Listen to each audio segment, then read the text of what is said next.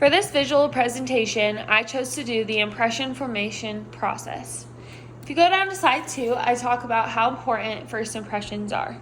I chose to start off my presentation with this because our first impressions are always going to be affected by our nonverbal behavior. First impressions are very important.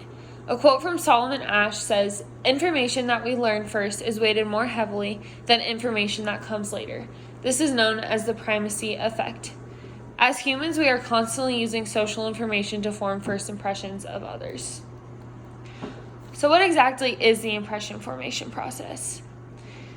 The impression formation process consists of the impressions we form from nonverbal cues and the principles of social cognition that govern the impression formation process. This is taken from Nonverbal Communication textbook by Bergen and Floyd. If you go down to slide 4, I talk about a 3-step process by which we form our impressions. These include selection, organization, and interpretation. Selection occurs when you subconsciously select certain parts of your environment to pay attention to. A good example of selection is person perception. Person perception can occur when you decide to pay attention to certain people within your life that are also paying attention to you. Someone coming to shake your hand or hug you is an example of this because you are deciding to acknowledge that this person is trying to interact with you. Organization occurs after a stimulus has already been noticed. Organization helps the information make more sense and seem less overwhelming. According to Duck's 4-part classification theory and formula, he claims that when someone is first noticing something about someone, they usually put it into one of these 4 main categories. The first theory within his formula is physical construct.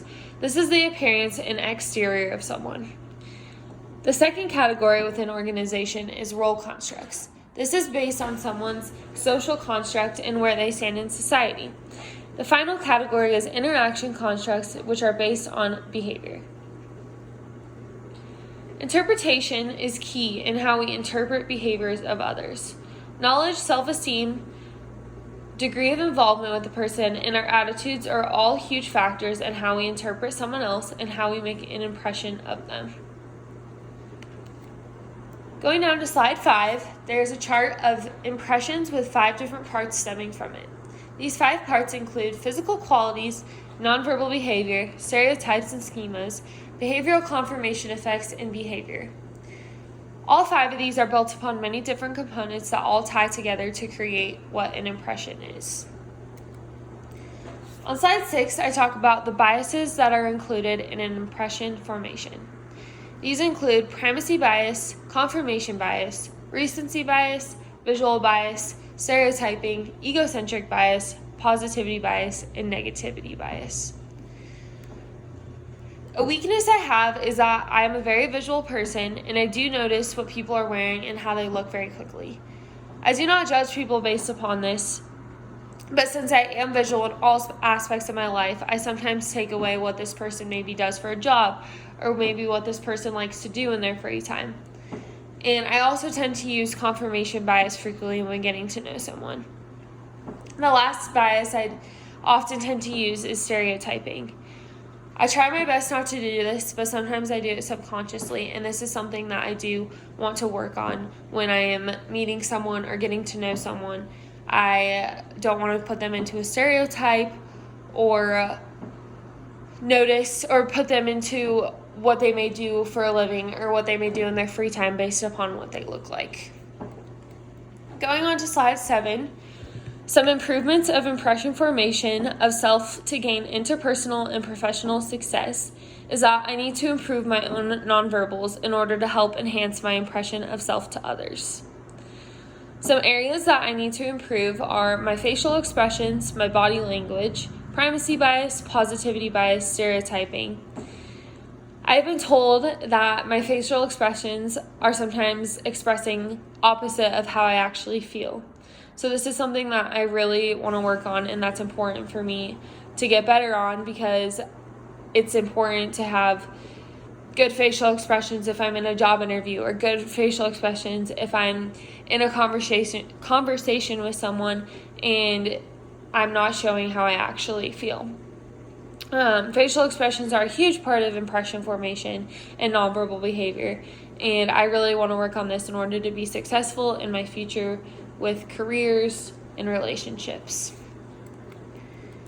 I also do want to work on it in a sense where I can understand other people's facial expressions and what they're saying as well. I'm better at understanding other people's than myself, but it's still something that I do want to work on.